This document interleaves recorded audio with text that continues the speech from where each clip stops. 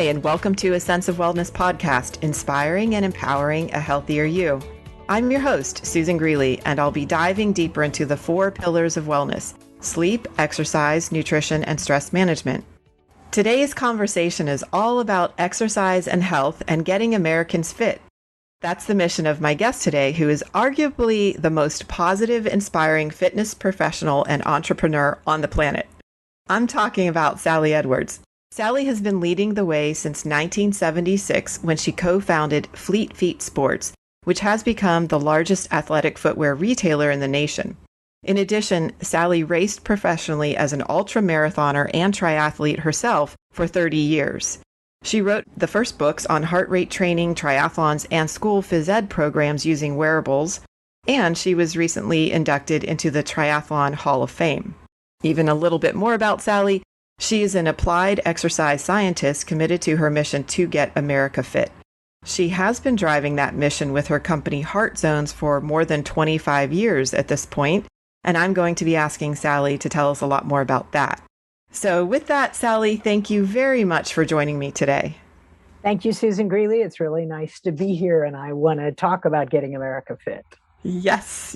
Well, I'm thrilled to have this opportunity, I have to say, because I really love your work and I want to share that with people. I know how dedicated you are, really, to helping people get fitter and healthier.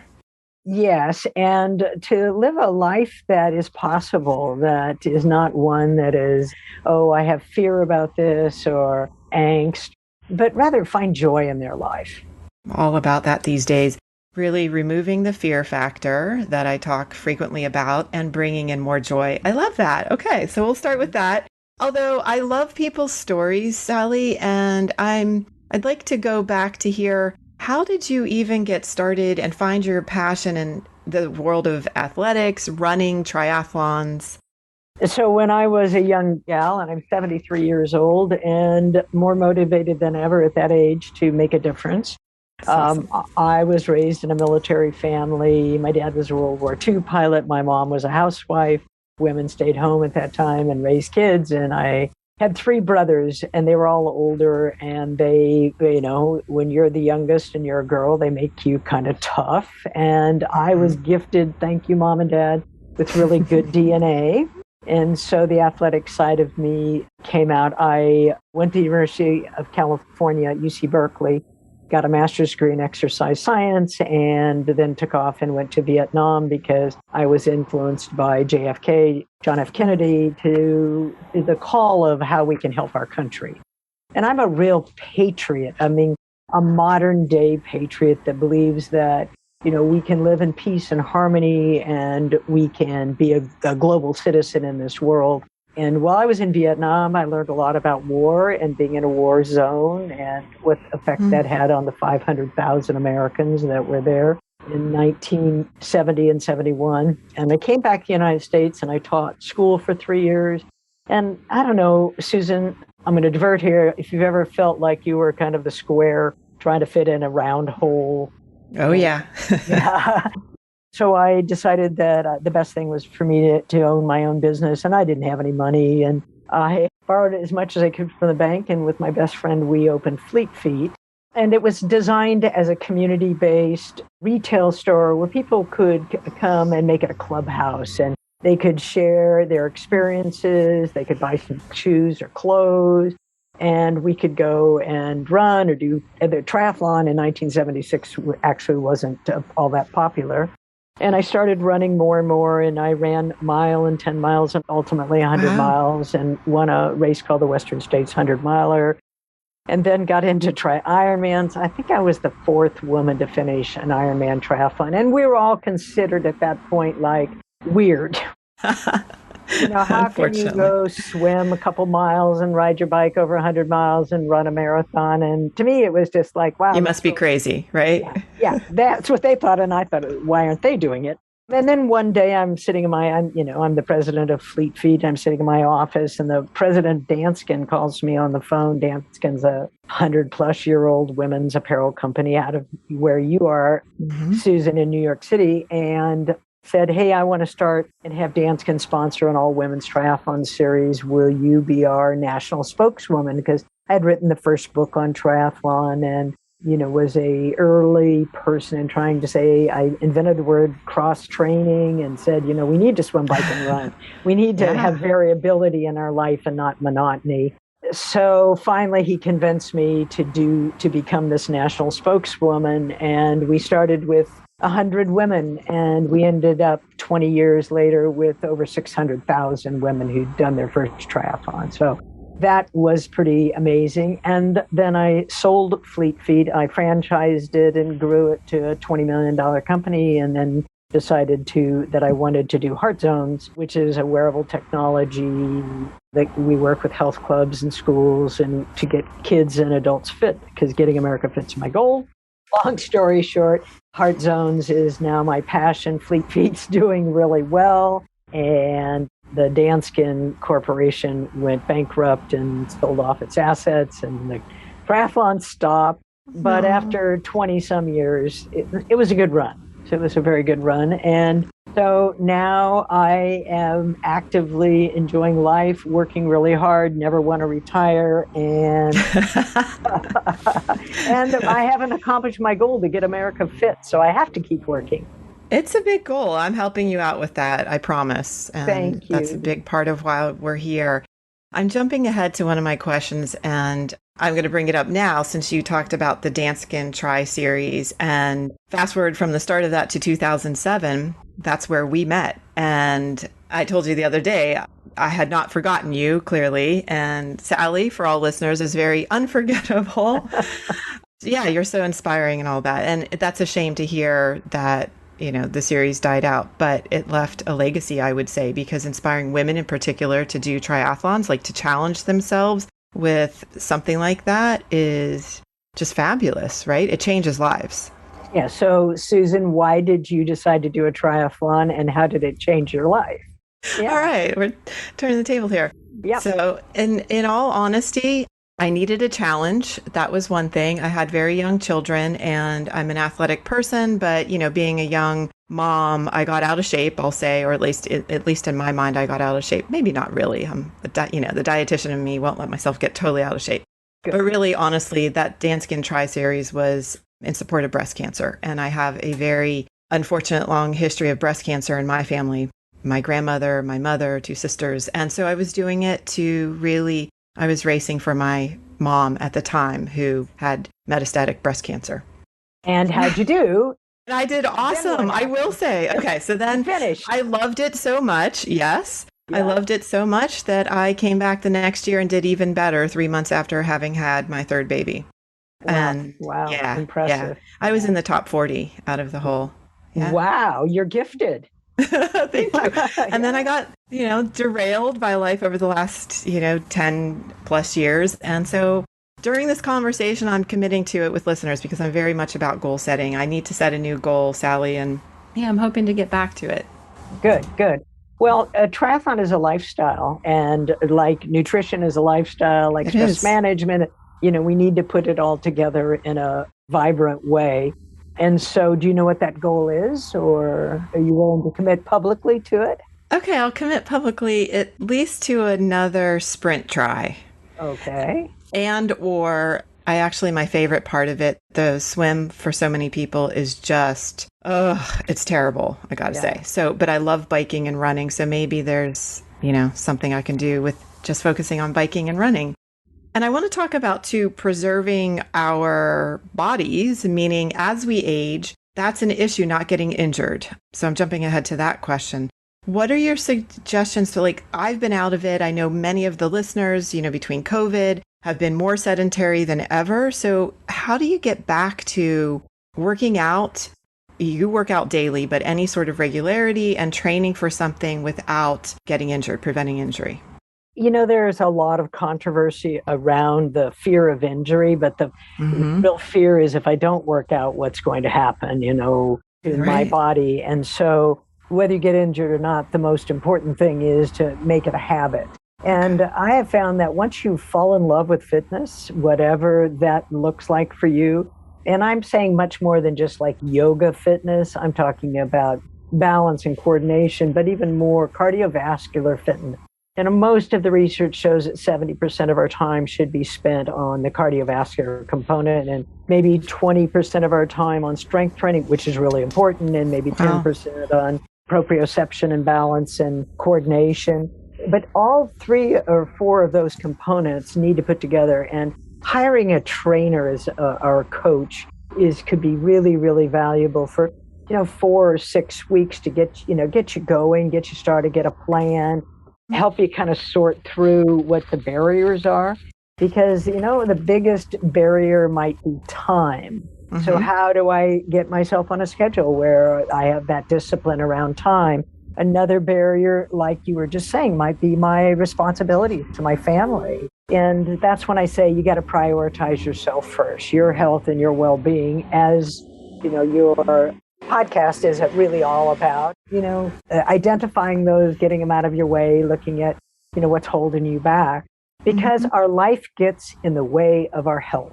It does. Yeah. It just does. Yeah. Your story about your first triathlon. Oh, I had kids and I had this and, So how do we prioritize ourselves and our health as the most important, more important than money and more important than our status and the car we drive?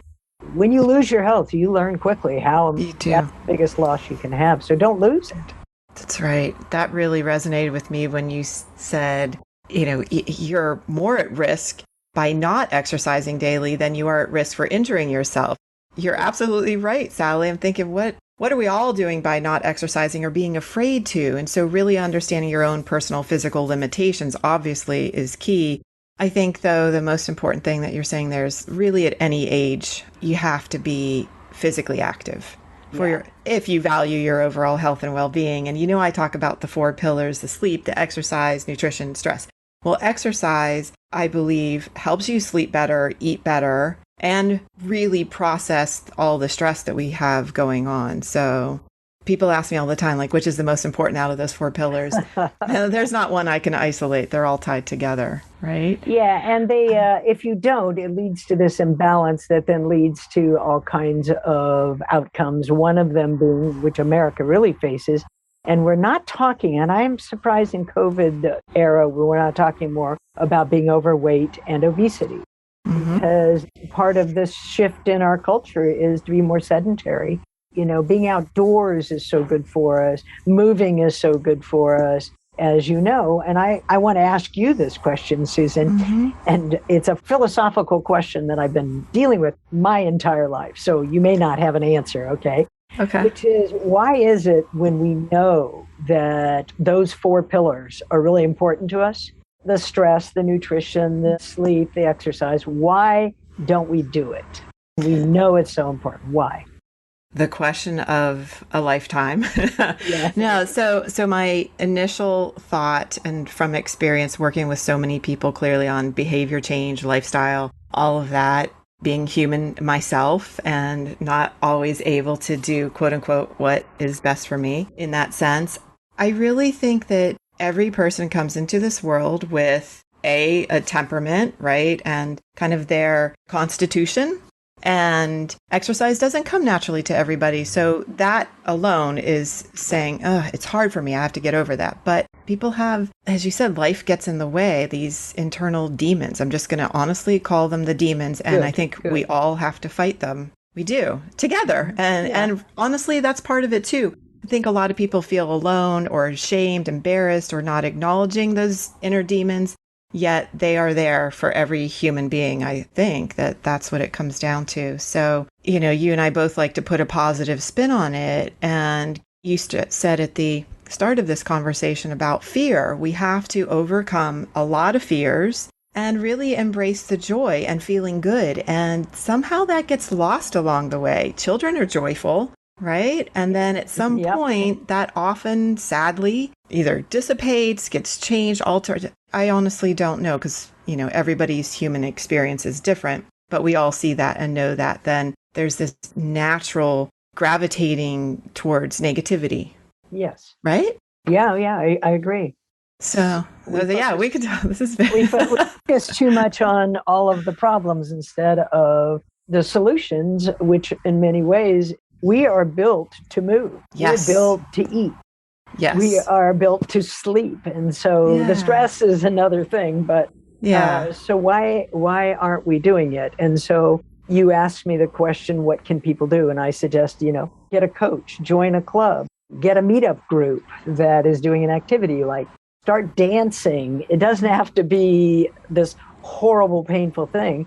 On the one piece on exercise is I'm more moving towards using the word physical activity than exercise. Exercise kind of has this ring to it, like I hated PE or I had a bad experience or something. And physical activity means get movement in your day, throughout your day, all day long. And if you can raise that heart rate into a yellow zone. So I patented the heart rate training program called Threshold Training. And part of it is to use a wearable device, have some data, optimize the time you have to get the most benefit. And that means vigorous exercise, not just, walking and chatting is good for us emotionally and socially, but physically it is okay, not great. Let's put it that way. Right. Okay. So now I'm taking a step back to one of the questions I meant to ask you to Sure. start. Or, yeah, that's okay. I love this conversation. So, with heart zones, you really are an innovator, Sally. I can't tell people enough how forward thinking you have been throughout your entrepreneurial career. And now combining think about that, more than 25 years of combining the technology with fitness and educating and training people. I really want to find out, how important is it to train using your heart rate? Let's tell people how to even calculate their own target heart zone. I don't know enough about it myself. Like, how many minutes a day do we need to be in that target heart zone? And is that at all ages? So let's go from there and dive really into the heart zones philosophy and teaching. Sure. So when I wrote the first book, and I've written 25 books on exercise, and I don't mean that to be bragging, I'm just sharing it. It's a large Your body wealth of knowledge. of Yeah. work trying to motivate, and as we were saying, to motivate minds and engage hearts, which is a slogan that Heart Zones uses to get America fit.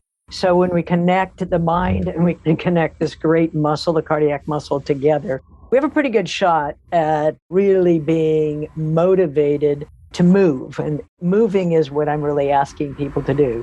So in the world of heart rate training, which is what heart zones are, there is a methodology that I created called zone training. Was an old formula. It doesn't work. Most formulas on the human body don't work. There's no formula for blood pressure. There's for your hematocrit, for all of this. You have to measure things. And we've not really had any measurable tool to kind of give us some insight of what's going on when this heart is beating. And it is the beat of the heart that is really important. And it needs to be raised in a healthy way. So if you go to a movie and you see a scary movie and your heart rate goes up, that's not necessarily good for you, because there's all these chemicals that are going on. But if you rather buy a wearable device like a heart rate monitor, I don't care the brand or the model, I just like ones that are comfortable and accurate. Let's just put it that way. You can't use a formula. And the standard formula that was created some 50 years ago is invalid. It is useless. It's called 220 minus your age. It's called the age-adjusted maximum heart rate formula. It's a joke. Really, everybody is so different. It's like saying everybody who is 6 feet tall wears a size 9 shoe. No, some people wear a 13. So there is no way of looking at your height and knowing your shoe size. Right. That is so true. So, and your body weight is all of that, right? BMI, correct. Yeah. And your BMI. Anyway, we're both shaking our heads. yeah. I mean, I know why we have BMI, but it is a measurement that's relatively useless in terms of our health or well-being or any of that. So you need to put on a wearable. They cost less than $100. I know that for some people that's a lot of money, but they can go on your arm and not your chest. They just take seconds to put on. We have a free app that you can download and connect to your heart rate monitor, because most of them cost money, and I want to try to give everything away for free. And nice. It will ask you, what is your highest heart rate you've ever seen? And that's called a peak heart rate, not maximum heart rate. And then it calculates your zones at 10% of that number. So you get 5 zones or 3 zones. One is called zoning, and zoning is based on what's called, big words, here we go, metabolic threshold. So metabolic threshold has to do with measurements with either lactate or by your ratio of oxygen and CO2, which is called ventilation. I don't mean to use terms but we might as well look at them. Yeah, absolutely. In the simplest form, you have a low zone, which is a color blue, and it really provides health benefits. So if you want to lower your blood pressure, change your cholesterol, strengthen your heart a little bit, then you'd be in these low zones. Then there's a moderate, which is the color yellow, and it's blue, yellow, red. Yellow is the golden zone. It is fabulous. If you want to lose weight, if you want to improve it's called your oxygen capacity, your ability to consume oxygen more efficiently, which is kind of one of the measurements of fitness, or you want to feel the sense of a really good workout, you get in this yellow zone. And then there is the red zone, which is my favorite, and the athletes love. How hard, how fast, how high can I get my heart rate with some recovery? So that's called interval training, where we go hard, easy, and that's usually done in a ratio. And the red zone is where you burn tons of calories, you get super fit, and it's sustainable for 20 minutes to somebody like me, an hour, because it's really high, hot, and hard. So that's kind of the basic of zone training, but you have to have a heart rate monitor or sensor, a smartphone or a watch to be able to get this number, this fabulous number. It's the way the heart speaks. It's the only way the heart can talk to you on how it's doing is to look at the beats per minute. And I'll ask you a question in a minute, but that's your ambient heart rate. Like right now, sitting here, what is my heart rate? And I see you just looked at a wearable. I just looked at mine, yeah. So what is your heart rate, Susan? Well, it was 52. Ooh, yeah. Excellent. Wow. And then something happened. Then I just did something, exactly, and I just checked it like a second later, and it went up to, now it's at 75. Interesting. Ooh, what did I do? Maybe I had a thought that like triggered not stress, but something. Correct. Oh, you know what it was? I felt like I was going to be put on the spot to answer something. Correct. And I think ask you a question. Heart rate goes up. But that's healthy, Susan. Okay. You want a lot of your body responding. And when it doesn't, it's a sign that you have this monotony going on, like, throw anything at me and I've been there. I'm not going to respond. I'm not going to have a fight or flight. It's called your sympathetic and parasympathetic nervous system. That's for another day. But that's a long, yeah. But you want that, your heart to say, oh yeah, I'm standing up. My heart rate goes down. I'm taking a jog. It's going to go up. I'm having thoughts. I'm connected to my emotion. That shows how connected the heart is to the mind. Right. Yeah. Right. Well, the question for you, have you had an opportunity to explore zone training?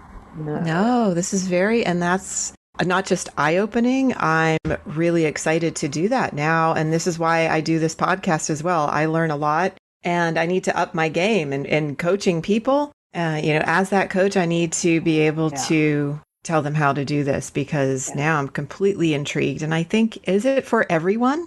I mean, aside from the barrier of maybe not buying the wearable? It is for everyone. And as a matter of fact, we're writing a white paper on COVID and heart rate as I speak, because when your body is being attacked, as you know, there's going to be a response to try to fight off whatever the foreign agents or experience is. And heart rate, your heart will tell you it'll be more rapid or it'll hunker down. And those are really good indications of, in large part, how much stress, we call it training load. How much load do we have in our physiology from not sleeping the night before? My heart rate's elevated at least 5 beats if I didn't have a good night's rest. Of how well I've hydrated and how well I've been eating. Right, those basics, yeah. Yeah. Really influence it. Just get any kind of a wearable. I mean, I'm really thrilled Apple has put this in their watch and that they are moving, and I'm not endorsing any product or any company. I'm just saying it's popularized the value of letting you listen to your heart. That is true. We really need to listen to our heart. I had a friend and he got really upset with me about a bicycle. I broke up part of his bike and I apologized and and I watched him get angry and angry, his face flushed. And I put a heart rate monitor. Heart is just standing there, mad at me. His heart rate was 100 beats a minute. When it, we want it in 60 or 70 beats a minute. Mm-hmm. So I said, look at your heart rate. Calm down. We can't have a good conversation when you've been hijacked by your emotions. So that's true. I talk about that in other podcasts, just, the breathing techniques. In that moment, you have to practice some mindfulness breathing to bring that heart rate down. And it's very effective. Right. Isn't it? That helps calm.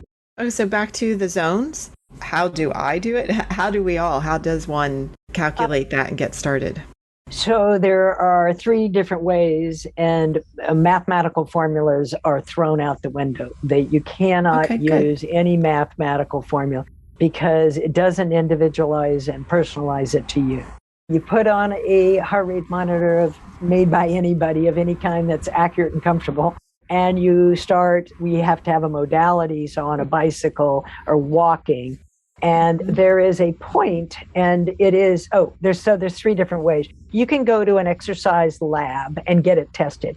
And Susan, because you're a medical professional, I urge you to do that just for the experience and just to share that experience. And that lab, they'll put you on a piece of equipment and they will measure oxygen. And when you work out, you breathe out carbon dioxide, and that's called the ventilatory measurement of what's called the ventilatory threshold.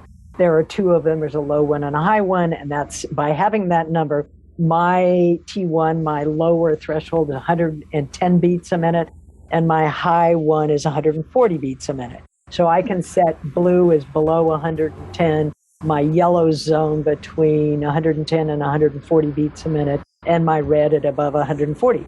But I work out with a gal virtually now because she's in New York, and she's my age, and her numbers are 160 and 190. 160, very high. I can explain the physiology. So we're the same age, we're the same height, we're the same weight, and our heart rate differences are 50 beats a minute, which is huge. So, yeah. So if she were using my zone, she wouldn't get any benefit, and I can't get into her zone. Right. At least not safely.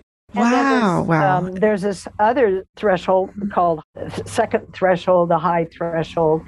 And that's when it's difficult to breathe and to talk while I'm exercising. Mm-hmm. And rarely do people really, except for people like myself that want to, be as fit as possible, do you ever need to go into this red zone, the high, hot, hard red zone. I mean, I love it because I just love that feeling of working out hard, but you don't have to. If you're trying to lead a healthy life, you need a lot of time in this yellow golden zone where it'll help you. Exercise alone is very difficult to use as a weight loss tool. It is the combination of your 4 pillars, Susan. It is. Yeah, and you probably talk about that. But, with half of American adults overweight or obese, we really need to look at, if you're exercising, you can be overweight till the cows come home, as far as I'm concerned. But it's those people that are constantly adding weight and are sedentary. Yes. No, I just want to reiterate that. It's so true. The getting more physically active is honestly probably the most important initiative, in this country. The diet, it's complicated. It's both. It's diet, I go back and forth too. But if we could get people to move more, right, then that does help with obviously weight management, but decreases appetite for some people and just helps them choose healthier foods and all of that, and manage stress, which maybe if they're managing their stress better, they're not stress eating, it's all tied together. So in any case, I think that was probably the most important thing for listeners to hear about, that golden zone. So I just want to reiterate that rather than being scared by the high, hot, hard zone, because not everybody. And I think that's what with exercise scares off a lot of the people. They feel exhausted just thinking about getting into that red zone and they don't want to do it. Whereas if you find that, call it the cushy zone of the golden zone, right? Then good. That feels good. And yellow is my favorite color. It's joyful. So we'll I didn't gold and know that. yellow and yeah. So that makes a lot of sense and is not intimidating. And that's the whole point, is to, again, inspire and empower people, give them the tools and resources and the understanding. It's like educating people. Even that max heart rate, the 220 minus your age, that is being outdated. A lot of people don't know that. You Google it and that's what you come up with. And it's just, as you said, it's not just misleading, it's simply inaccurate. And what I do. Yeah, and it can be dangerous. Too. Exactly. Yeah, so this is, with many things, it does need to be personalized and individualized, yet we're, and that's the whole thing, is when speaking to the population at large, it's really understanding that you as an individual and listening to this need to apply it to yourself on a very personal level. Right? Yeah. Yeah. And, I go to a health club for a lot of strength training things. And I watch people, reading a newspaper on an exercise bike or watching the TV. And they're just, they're in the blue zone. They're too cushy. Yeah. I mean, yes, low intensity exercise is valuable. I'm not negating that, but this, I like the term cushy zone. That was good. I've never heard it called that. It is. It's moderate intensity exercise. Mm-hmm. And we get these images of these sleek body types and these, bulging muscles. And we think we have to go do HIIT training, high intensity interval training. Yeah. And we don't. We need to be gentle on our body. We need to be thoughtful. We need to care about it. We need to get our heart rate up. Right. A client of mine sent me little videos that just made me think of social media now and those images. And it's hard to block it out. And I do want to encourage people to not look and compare themselves to anyone on social media, right? Right. Who seems to do it so effortlessly and have the perfect body, because that's not real life for most of us, obviously. So I just had to interject that because it gets discouraging in that sense. So it's about finding your personal fitness level where you're healthy and feeling good. And so that said, Sally, I'm curious about, what is your daily workout or routine and how do you stick with it? Because you are the huge proponent, you do work out daily. So I'm curious, what does that look like? Well, I'm like you, Susan. I need a goal. And I really encourage people to have a goal. And if you don't have a goal, I could speak for an hour on how to create that. But a goal is kind of like a target. It's kind of like something in the future that pulls me towards it. Mm-hmm. And so when I turned 60, which I decided I wanted a really big, hairy, awesome, tough, because I've done a lot of the hardest races in the world. I've ridden my bike across America as fast as I can. I've done 16 Ironmans. I've done 150, 160 Danskin. I mean, I've done these really, really hard things. And so what could I, with that, find really difficult? And I decided that, okay, this isn't for everyone, Susan, in your audience. I decided to hike the Pacific Crest Trail. And the Pacific Crest Trail is a trail on the coast of the western part of the United States, starting in Mexico and going to Canada. But I run a business, Heart Zones, and I can't take 6 months and throw on a backpack. So I decided to do 100 miles a year for 26 years. You did? Yeah, I didn't know this. I did not know this about Sally. Yes. That's incredible. So every year, so this is a longitudinal goal, which I'm 13 years into it. I've done 1,300 miles. And I have 1,300 miles to go. And I ask myself at the age of 86, will I be able to carry, a 30-pound backpack, climb at altitude, go over mountains? I encourage people to start with small goals, build on them until you get to a point in your life where you have confidence that you want to try something like really hard, a 100-mile bike ride, swim across a lake with a kayak and help and blah, blah, and a buoy. Challenge yourself. That's exactly. Don't make it an easy, doable goal, right? Yeah. And have little easy, doable goals along the way to get you there. But the larger, greater goal. I'm going to tell you the answer is yes. Can you do that for the next 13 years? Yeah, at age 86. 86. 100 miles and carry weight, right? Oh, I see you doing that, of course. Yeah, of course I do too. And along the way, I've had 2 knee surgeries, the death of my brother, all these kinds of the things that could interrupt that goal.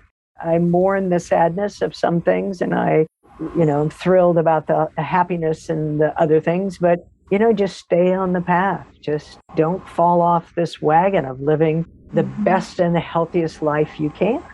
And I know we talked about, you've gotten derailed a little bit in fitness about, you've set a goal. I hope you use that wearable that's on your wrist that I just saw. And you guide your life by using a little bit of data and looking forward to this whole aging process. Right. Oh, thank you for saying that. I do look forward to aging, and I believe this. And when you believe it, in coaching people and working with my own clients, having them believe that next year and every year to come, they can be a healthier version than themselves, right? Like at 60, you were healthy. I think you're healthier at 73, right? And that's what I'm learning more and more myself as I hit the 50s this year. I'm like, that number 5, I have to rethink aging myself. So giving people these tools, and just again, back to the daily workout, whatever that is for the individual, do something daily. And I stress that with all of these lifestyle habits. They're not going to become a habit unless you make them daily. And that's where the small steps do matter. Yeah, and I absolutely agree. I think there's a lot of myths in our society, and one of them you just struck on, Susan, was as I get older, I get worse. Yeah, it's sad. They think it is kind of a self-fulfilling prophecy for many people. They just believe it, or that's what my parents did, therefore I too shall succumb to whatever disease, right? It's sad. We have to, rewrite that narrative. Correct. And so you keep talking about that because our population is aging. They need to hear the message that as you get older, you get better. And because the message is that a negativity is pretty strong, and this can happen and that's bad. And we started the conversation on fear, but the opposite of fear is desire. So nice. Let's focus on the other side of fear, which is I counter all that negativity with all that positivity. And Susan, you are extremely positive about believing in that we can get America fit. I am. And it's not just idealistic, it's doable, it's attainable, and extremely important. So we're going to continue doing what we do, right, Sally? And so I want to actually share with listeners back to the Danskin years and all your years of being not just an elite athlete yourself, but then switching and becoming this highly, highly motivating competitor at the Danskin Tries. So I would just want to share with listeners how Sally ended up being, and this is what I remember in meeting you, always being the last to finish. And I don't know when you switched at what point in your career to being that last woman to finish in these women's triathlon series, so that no person, right, whoever was going to be the last wasn't. I just want you to talk a little bit about how and when you decided to do that. And I wanted to share that with listeners because that was so inspiring. Yes. So one day I was at the starting line and I would always be in the pro elite wave, and I was injured. And I said to the director of the race, I said, I'm injured. I'm going to finish last. So it starts with a swim, and thousands of women were going to enter the water. And I watched wave after wave enter the water. And, if you want help, you raise your hand and a lifeguard comes over. And I watched all of that kind of thing. And so finally I went, after everybody was gone, I was going to finish last. And the woman that I was swimming with, I never got my heart rate over 100 beats a minute because we're going so slow. Right. She's on her back and she's on her front and she's scared to death. And, at the end of the swim, she stood up and she just threw her arms over me, exhausted.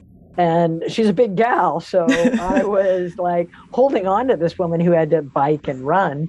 And we went up to the bikes, and I'd never been in what's called the transition area, which is swim to bike. And there were no bikes. I mean, there were just our 2 bikes. Oh, wow.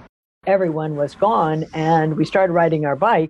She was pretty good. She caught the next one. So I get left with who's ever there. And the woman on the bike was really working hard. And I said, can I just give you a little tip? If you would shift gears, you could do better.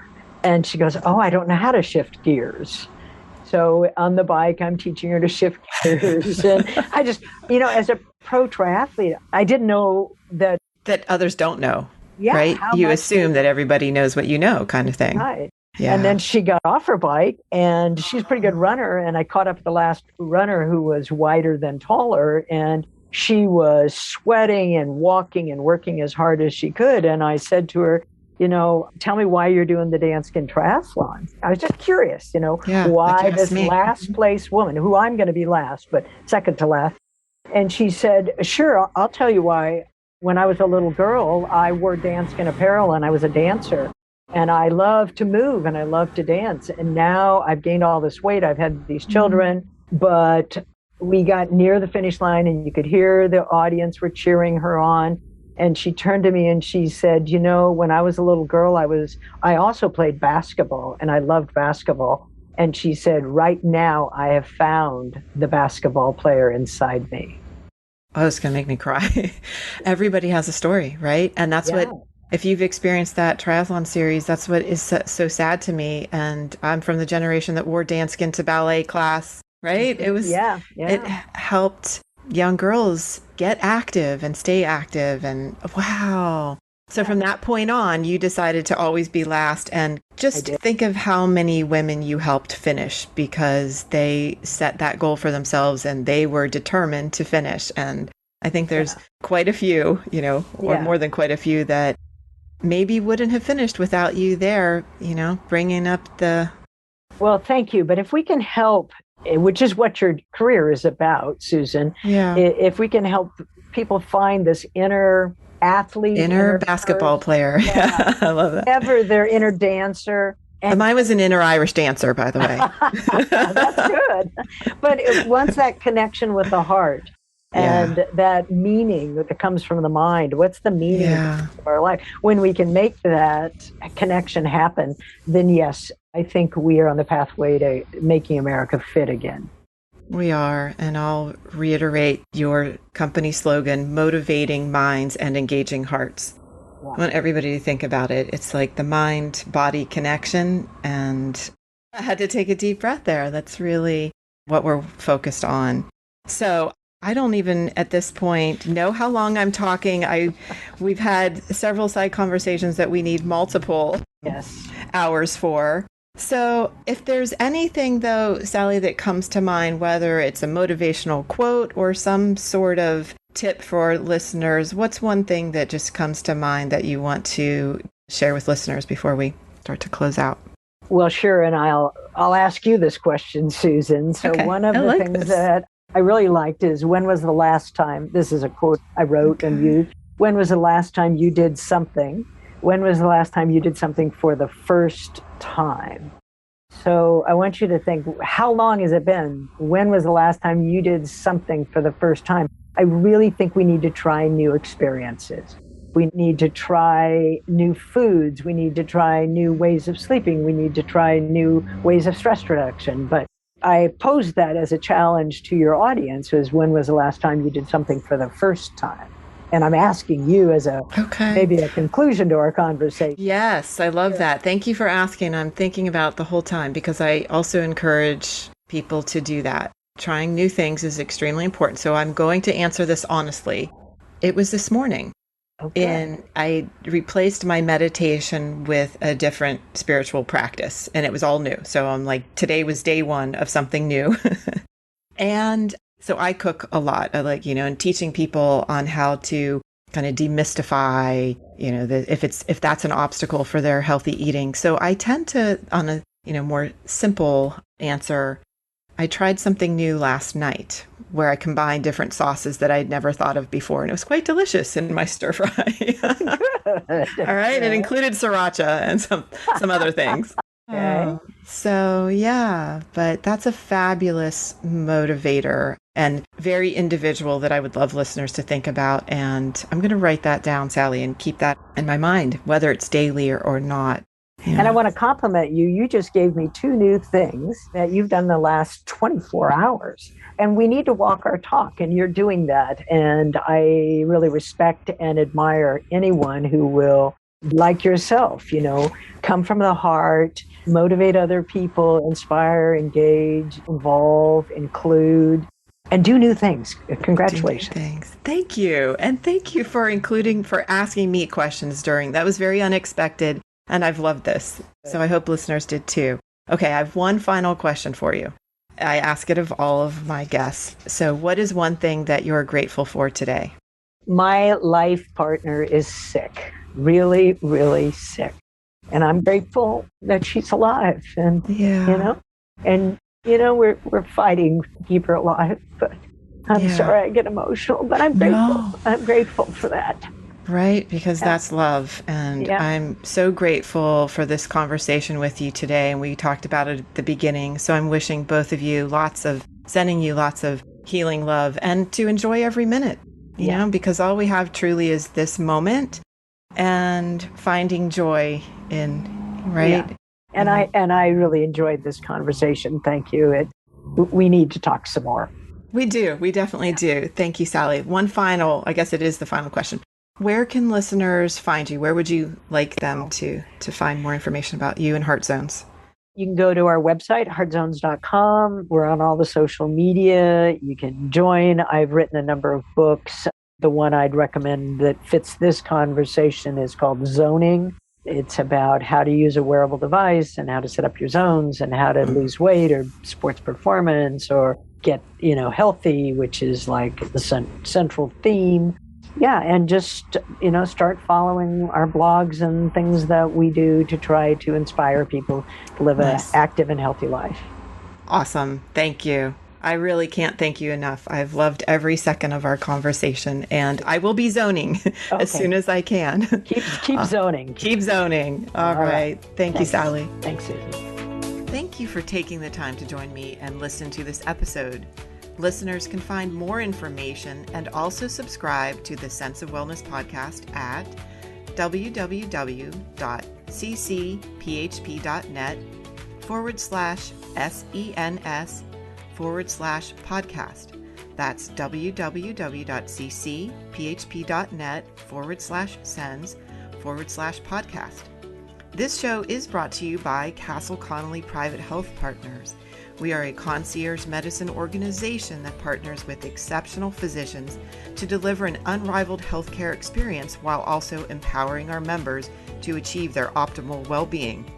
Be sure to listen in next time to the Sense of Wellness podcast, and remember, simple daily habits matter most.